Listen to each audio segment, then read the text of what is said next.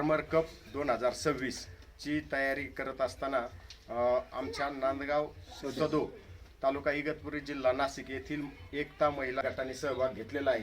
तर आज त्या स्पर्धेची तयारी म्हणून आम्ही जैविक कीटकनाशक तयार करत आहोत, दशपर्णी अर्क।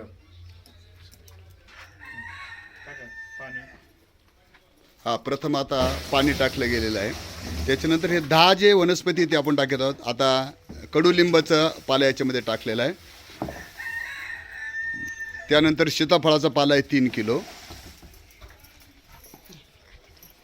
त्यानंतर लाल कनेर आहे 2 किलो, त्यानंतर निरगुडीचा पाला 2 किलो, रुईचा पाला 2 किलो, पपईचा पाला 2 किलो, धोत्रा 2 किलो, नंतर करंजचा पाला 2 किलो,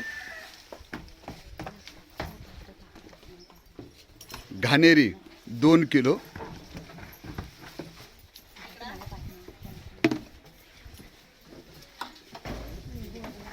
पपईचा पाला 2 किलो, शेण गावठा गाईचं शेण, त्यानंतर गोमूत्र, नंतर लसूण अर्धा किलो, लसणाचा ठेसा, त्यानंतर हिरवी मिरचीचा ठेसा 2 किलो।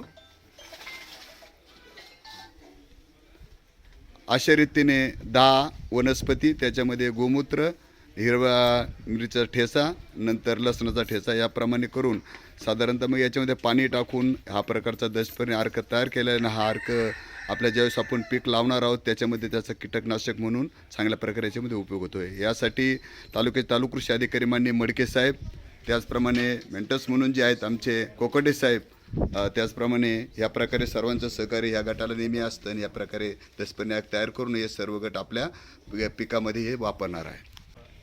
त्यात 170 लिटर पाणी टाकून आपण हे दिवसातून 3 वेळा हलवलं पाहिजे। फक्त हलवताना एकच काळजी घ्यायची की घड्याळाच्या काठीच्या दिशेने याचं फिरवलं गेलं पाहिजे, म्हणजे तो आणि हा जो पाला आहे आपण हे 30 दिवस ठेवलं पाहिजे।